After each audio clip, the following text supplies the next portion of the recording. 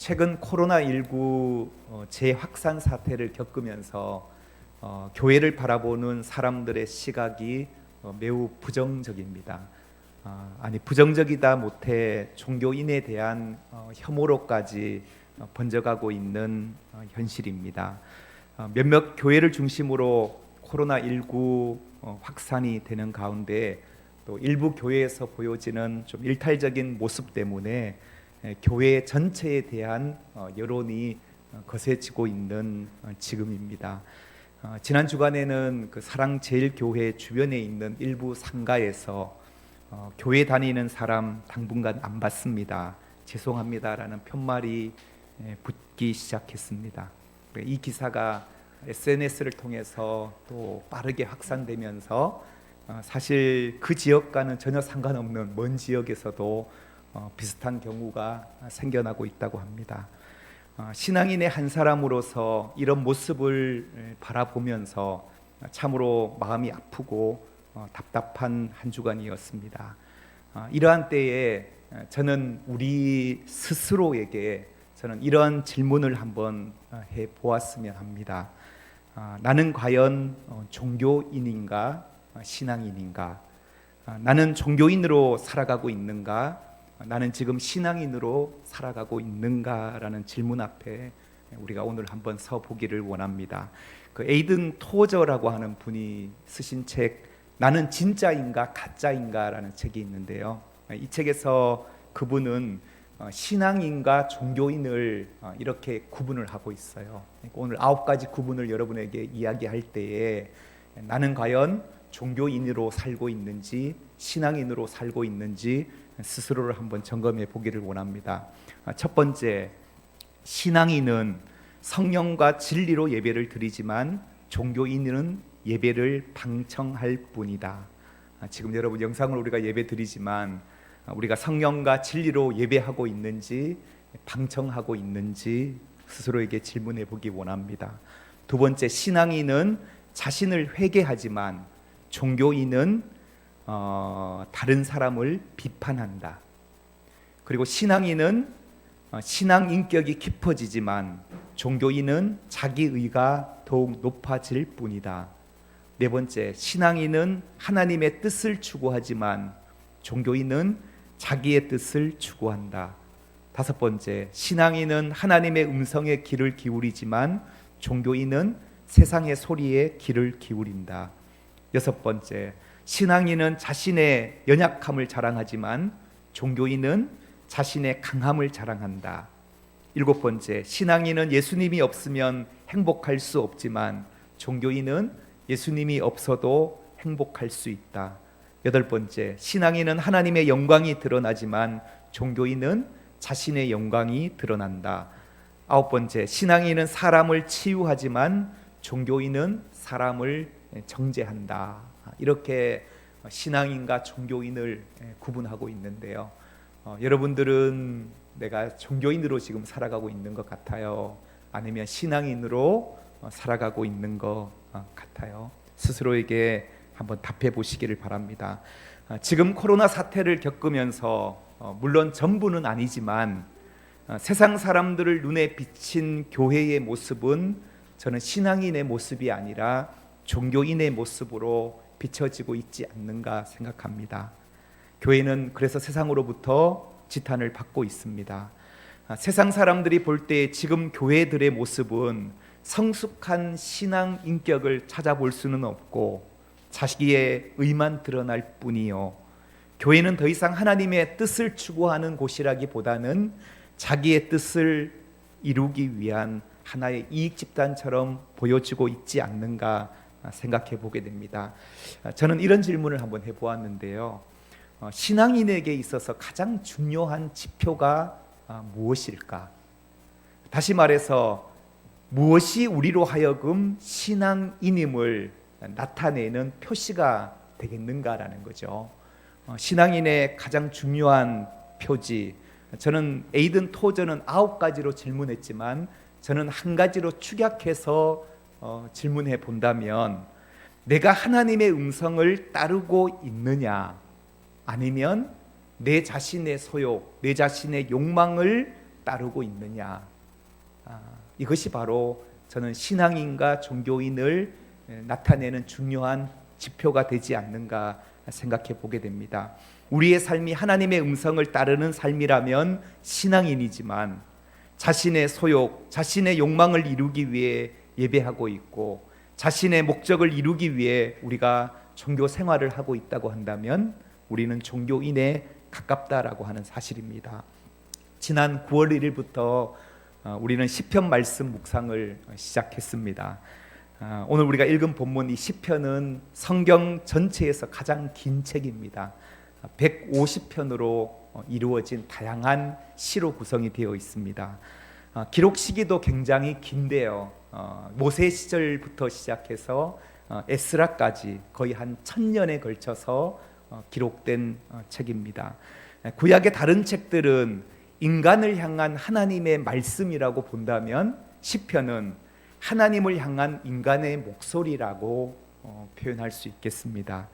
다시 말해서 시편은 진심으로 하나님의 음성을 쫓고자 하며 살아갔던 신앙인들, 하나님의 뜻대로 살아가고자 몸부림쳤던 신앙인들의 삶의 고백이 시편이요, 또 그들의 간증이요, 그들의 기도요, 그들의 찬양이 바로 시편이라고 하는 사실입니다.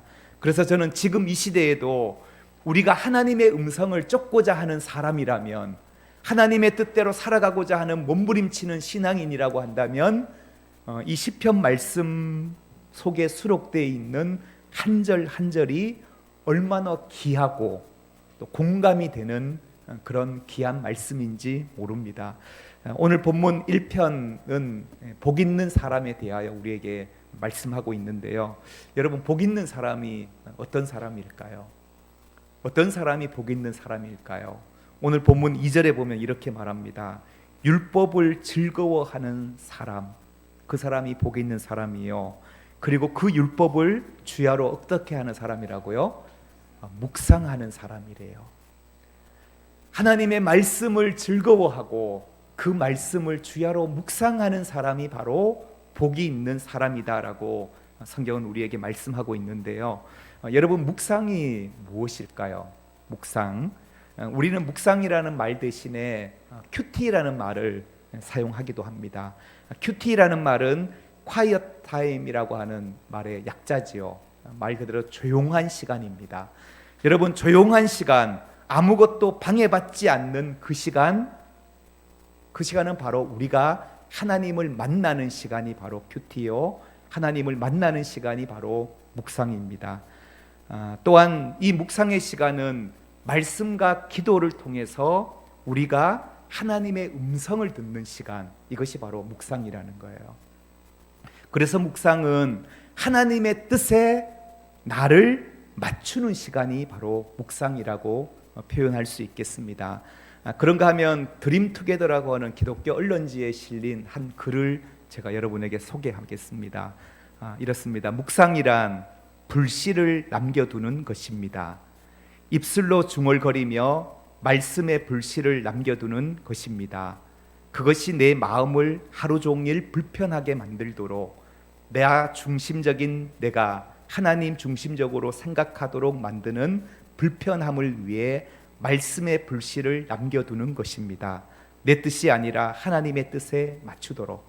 다시 말하면 묵상이라는 것은 내 마음속에 말씀의 불씨를 남겨두는 거라는 거예요. 그래서 우리는 아침에 큐티했다고 묵상이 다 끝난 것이 아니라 아침에 주신 그 말씀의 불씨를 내 마음에 남겨두어서 하루 종일 내 마음을 불편하게 하는 거예요. 그래서 내 뜻이 아니라 내 삶에 하나님의 뜻이 이루어지도록 살아가는 것, 이것이 바로 묵상이다라고 정의하고 있는데요. 그래서 저는 묵상은 입술을 열어 소리내어 읊조리는 시간, 이것이 바로 묵상이라고 정리해 볼 수 있겠는데요. 이 읊조리다라는 표현은 이런 거예요. 말씀의 뜻을, 의미를 생각하면서 시를 읊듯이 이렇게 되새기는 거죠. 하루 종일 되새길 때에 그 하나님의 말씀이 내 삶을 주관하시도록 하는 것, 이것이 묵상이라는 거죠. 다시 정리하면 묵상은 하나님을 만나는 시간이요, 하나님의 음성을 듣는 시간이요, 하나님의 뜻에 나를 맞추는 시간이요, 입술을 열어 소리내어 읊조리며 말씀이 내 삶을 불편하게 만들고 하나님의 뜻에 순종하도록 하는 그 삶이 바로 묵상이라고 할 수 있겠습니다. 그래서 저는 신앙인은 묵상을 통해 하나님을 만납니다. 그리고 묵상을 통해 우리는 하나님의 음성을 듣습니다. 그리고 하나님의 뜻에 나를 맞추어 가게 되는 이런 사람을 가리켜 우리는 종교인이 아니라 뭐라고요? 신앙인이라고 말한다라는 것이죠. 오늘 성경은 묵상하는 사람을 무엇에 비유하고 있냐면요, 3절에 한번 볼까요? 묵상하는 사람은 마치 무엇과 같다고요? 그렇죠, 시냇가에 심은 나무와 같다라고 말씀하고 있어요. 여러분, 시냇가에 심겨진 나무를 한번 상상해 보세요. 가뭄이 와도 땅이 메말라도 이 푸르름을 잃지 않는 나무라는 거죠. 시냇가에 심은 나무는 시절을 쫓아 풍성한 가시를 맺습니다. 그래서 그와 같은 삶을 가리켜 우리는 형통이라고 하는데요, 하나님의 말씀을 묵상하는 자는 바로 복 있는 사람이요, 시냇가에 심은 나무와 같이 형통한 사람이다라고 성경은 말씀하고 있습니다.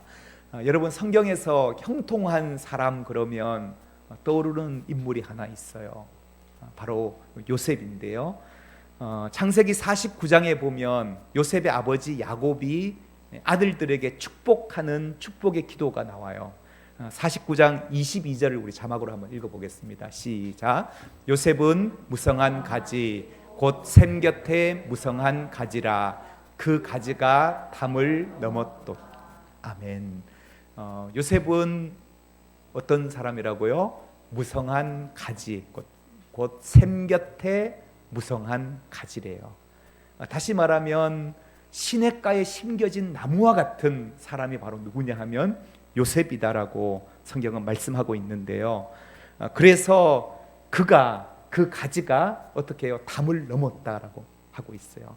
그의 영향력이 온 땅을 넘어 전 열방을 향해서 흘러가는 그 축복이 그에게 있었다라는 것인데요. 창세기 39장 2절을 우리 한번 읽어볼까요? 39장 2절 시작. 여호와께서 요셉과 함께 하심으로 그가 형통한 자가 되어 그의 주인 애굽 사람의 집에 있으니. 아멘. 여기 보면 하나 여호와께서 요셉과 함께 하셨다. 그래서 요셉이 형통한 자가 되었다라고 말씀하고 있고요. 39장 23절에도 이는 여호와께서 요셉과 함께 하심이라 여호와께서 그를 범사에 어떻게 하셨다고요?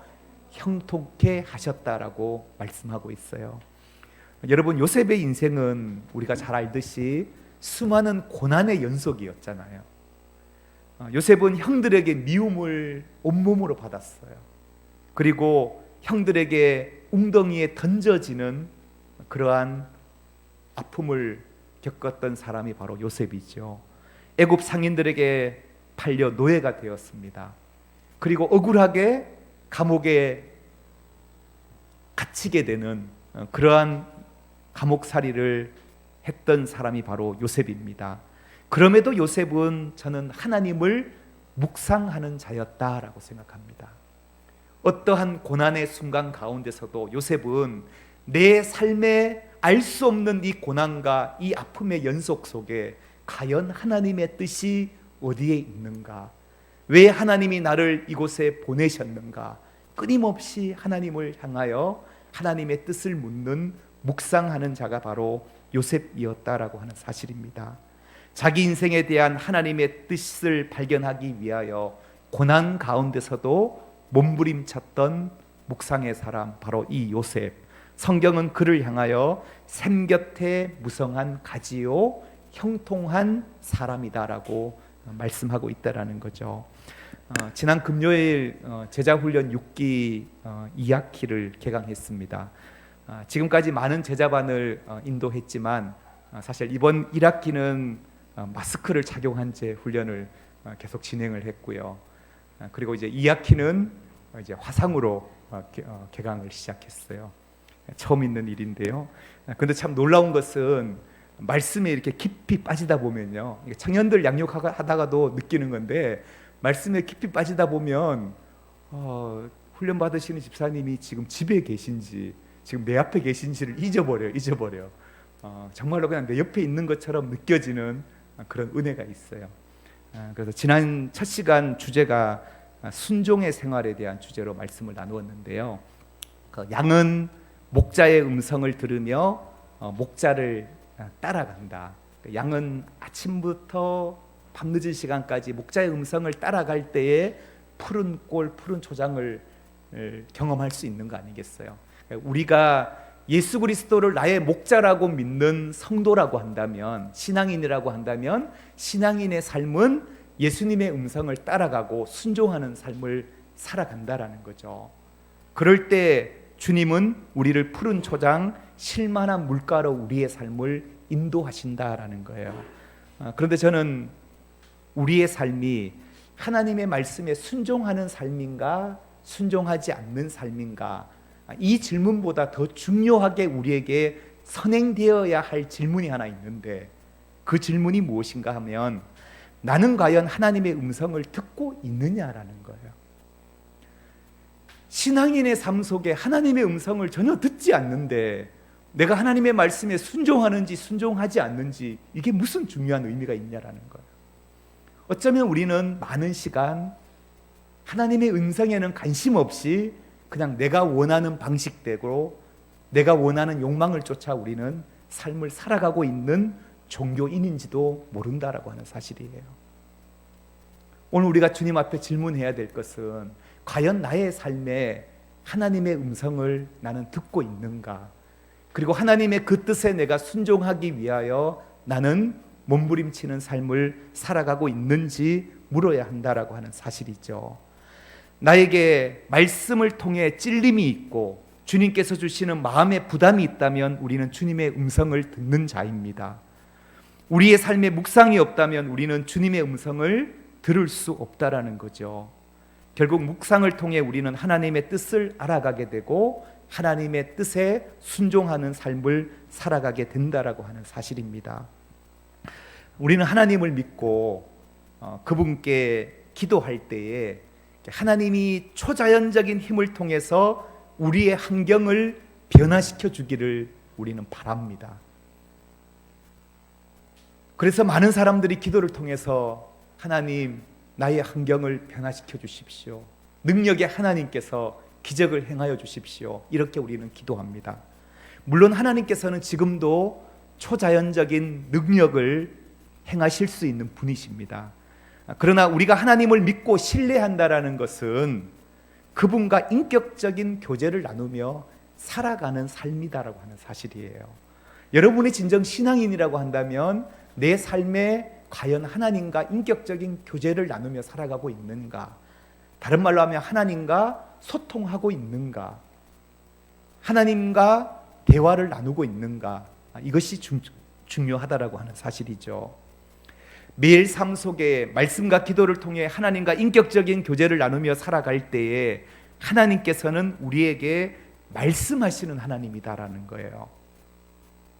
때로는 우리의 갈 길을 인도하시고 내 마음에 위로와 평강을 주시고 내가 보지 못하던 인생의 사각지대를 보게 하시는 분이 하나님이시고, 풀리지 않은 내 삶의 문제를 해석해 주시는 분도 하나님이시고, 그리고 깨닫게 해주시는 분이 바로 하나님이다라고 하는 사실입니다. 그럴 때 우리는 놀라운 삶의 평강과 자유를 누리게 된다라고 하는 사실입니다. 이것이 바로 우리가 이 땅에서 누리게 될 하나님의 나라입니다. 저는 오늘 한 배우의 이야기로 오늘 말씀을 마치려고 하는데요. 지난 주간 우연히 그 CBS에서 하는 새롭게 하소서 프로를 보게 되었는데요. 얼마 전에 우리 다시 사랑할 수 있을까, 우다사라 그러나요? 이 프로에 출연했던 사람인데요. 싱글맘 10년 차를 살고 있는 배우 박연정 씨 이야기예요. 이분이 나오셔서 간증을 나누셨는데요. 프로를 시작하면서 이분이 이런 말을 하더라고요. 연예인이 방송에 나와서 자신의 이야기를 한다는 것은 결코 쉽지 않습니다. 어렵습니다 라는 말을 하더라고요. 그렇잖아요. 연예인들은 많은 사람들의 주목을 받고 있고, 굳이 내가 말하지 않은 것들도 사람들은 막 찾아내서 비방하고 악성 댓글을 올리고 그러는데, 굳이 묻지 않는 나의 숨겨진 이야기를 그것도 방송에 나와서 이야기한다라는 게 연예인으로서는 상당히 힘들고 어려운 일이다라는 것을 이야기하면서 이렇게 말하더라고요. 그럼에도 불구하고 나를 이곳에 불러주신 이유가 분명히 있다라는 것을 알기 때문에 순종하는 마음으로 출연하게 되었습니다라고 고백하면서, 이분이 배우 생활 5년 정도 하다가 결혼을 했고, 그리고 두 아이를 낳고 결혼 생활 13년째에 2011년에 이혼을 하셨어요. 그래서 싱글맘이 되셨는데요. 이혼하고 나서 삶이 너무 힘드셨다고 해요. 매일 쏟아지는 기사를 보면서 견딜 수가 없었다라고 하더라고요. 그래서 사람들의 시선이 두려웠고 사람들의 시선이 무서웠대요. 밖에 나갈 수도 없었고 공황장애와 대인기피증, 우울증에 시달리면서 동굴 안에 갇혀서 살고 있었다고 합니다. 베란다에 나가서 수없이 많은 나쁜 생각들을 품었었던 때도 있었다고. 그럴 때마다 꼭 아이들이 깨어 울면서 자기를 찾고 또 그때마다 고비를 넘기게 하셨다라는 그런 말을 하면서, 하루는 힘들어하고 있을 때에 그 가수 김송 씨로부터 연락이 왔대요. 이 김송 씨는 누구냐 하면 우리 청년들은 알까 모르겠네요. 우리 강원래 씨의 아내죠. 강원래 씨 아내인데, 이 김송 씨로부터 연락이 와서 꼭 한번 만나달라고 사정을 하더래요. 그래서 만났대요. 만났는데 밥도 사주시고 또 힘들지 하면서 위로도 해주시면서 이야기를 들어주시면서 3시간 동안 자신의 이야기를 하더래요. 나도 그렇게 힘든 시간이 있었다고. 그분의 힘든 건 우리가 너무 잘 알겠죠, 그죠? 나도 힘든 시간들이 있었는데, 그러면서 자신이 어떻게 예수님을 만났는지를 간증을 하더래요. 그 이야기를 들었고, 그리고 늘 전화하셔서 밥은 먹었어? 밥 잘 먹고 잠 잘 자라고, 잘 먹고 잘 자기만 하면 된다고, 그러면서 막 격려를 해줬다고 해요. 그러다가 어느 날 하루는 교회로 자신을 초대하더래요. 자기는 어릴 때 성탄절에 선물 받으러 교회 간 적 외에는 교회를 한 번도 가본 적이 없었는데, 자기가 무슨 정신으로 교회 갔는지 모르겠대요. 근데 하여간 초대받아 교회를 가게 되었는데, 교회 첫 계단을 딱 밟는 순간에 처음 듣는 찬양이 하나 흘러오는데, 수고하고 무거운 짐진 자들아 다 내게로 오라 라는 이 찬양이 들리는데, 뭔가 따스함이 자기를 감싸 안으면서 눈물이 쏟아지더래요. 이 눈물을 지체할 수 없이 온종일 눈물을 흘리면서 예배를 드렸고, 그리고 예수님을 영접하게 되었대요. 그리고 이제 말씀을 배우고 또 말씀을 묵상하면서 이분이 뭐라고 말씀하시냐면, 자기 삶에 가장 힘들었던 것이 자신의 삶이 해석되지 않는 것이 그렇게 힘들었대요. 나는 나름 착하게 살아왔고, 그리고 열심히 일했고, 그리고 자신의 꿈은 행복한 가정을 이루는 게 꿈이었는데, 자기 인생에 제일 안 되던 게 가정생활이더래요.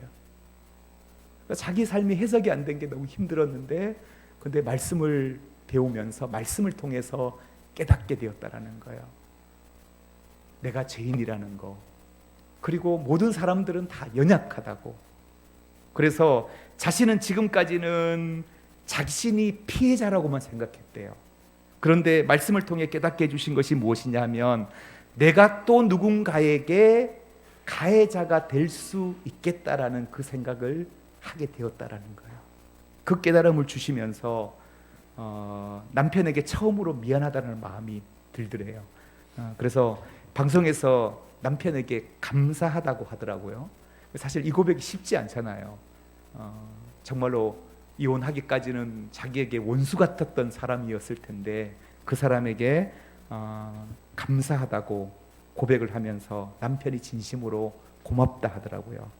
남편 때문에 내가 예수님을 믿게 되었고 고맙고, 그리고 남편이 지금까지 아이들의 양육비를 꼬박꼬박 대주었대요.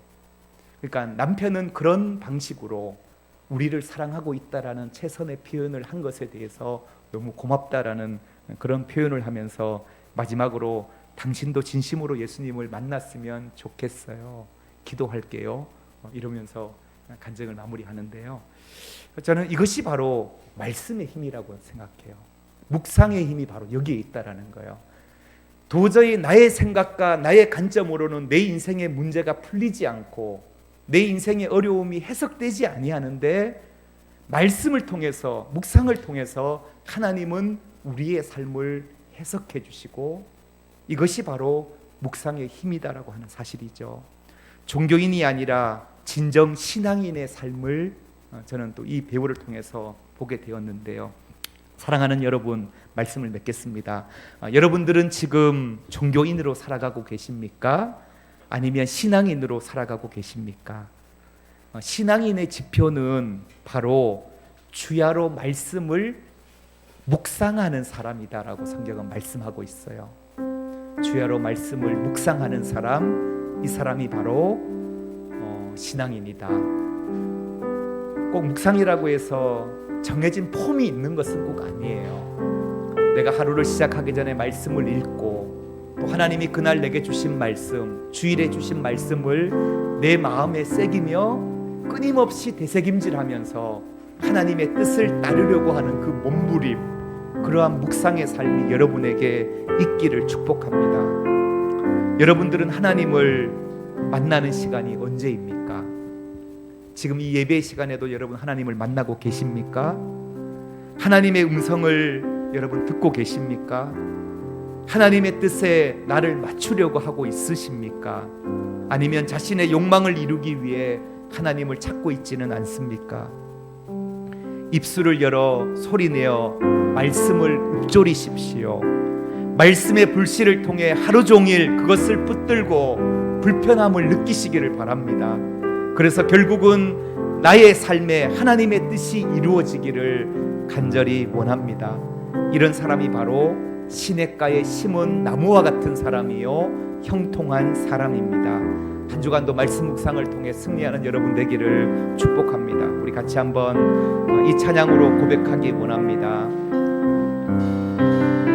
고단한 인생길, 고단한 인생길, 힘겨운 오늘도 예수 내 마음 아시네. 지나간 아픔도 마주할 세상도 예수 내 마음 아시네. 고단한 인생길, 고단한 인생길, 힘겨운 오늘도 예수 내 마음 아시네. 지나간 아픔도 마주할 세상도 예수 내 마음 아시네. 믿음의 눈 들어, 믿음의 눈 들어 주를 보리. 이 또한 지나가리라. 주어진 내 삶에 시간 속에 주의 뜻 알게 하소서. 하루를 살아도 기쁨으로 가리. 예수 늘 함께 하시네. 후회도 염려도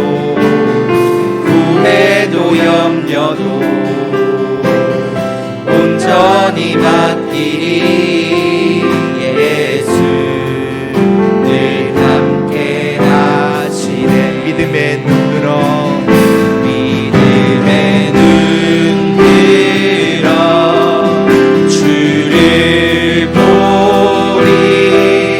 이 또한 지나가리.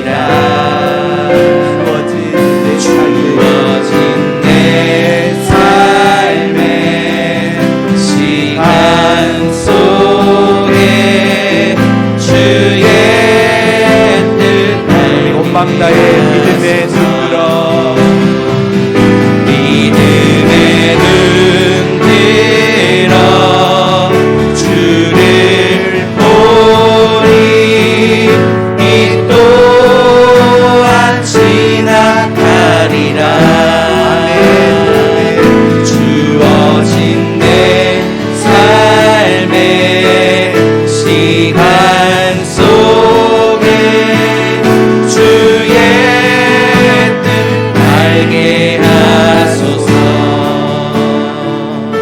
사랑하는 여러분, 우리 시간 함께 말씀 생각하면서 기도하며 나가기 원합니다.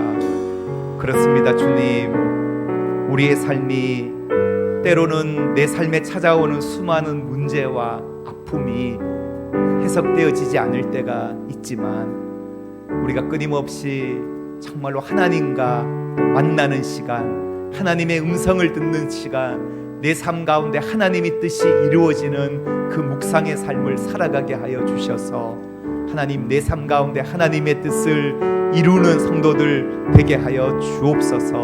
우리 시간 함께 기도하며 나가기 원합니다. 기도하겠습니다. 사랑하는 하나님 아버지, 우리가 하나님 아버지 살아갈 때 때로는 하나님 아버지 우리의 삶이 다 해석되어지지 아니하고 우리의 아픔을 하나님 아버지 다 이해할 수 없는 그 순간에도 우리가 하나님 아버지 하나님의 말씀을 통하여 묵상을 통하여 하나님을 알아가게 하시고 하나님의 뜻을 이루게 하여 주시고 하나님 아버지 우리의 삶 가운데 하나님의 뜻이 이루어지는 하나님 아버지 시냇가에 심겨진 나무와 같은 형통한 삶을 살아가게 하여 주옵소서. 오 주님, 주와 함께하니 하나님 아버지 고백을 고백합니다. 말씀을 아버지 우리가 묵상하며 주와 동행하니 우리의 인생의 삶을 고백하며 알게 하소서. 사랑하는 하나님, 우리가 말씀 묵상을 통하여 주와 함께함이 복인 줄 믿습니다. 하나님, 때때로 우리의 삶에 이해되어지지 않는 고난과 내 삶이 해석되어지지 아니할 때 우리가 더욱더 하나님과의 시간을 갖게 하여 주시고 하나님의 음성을 듣게 하여 주시고 하나님의 뜻을 발견하고 내 삶을 하나님의 뜻에 맞출 때에 하나님, 우리의 삶을 통해 하나님의 나라가 임할 수 있도록 역사하여 주옵소서. 예수님의 이름으로 기도드립니다. 아멘.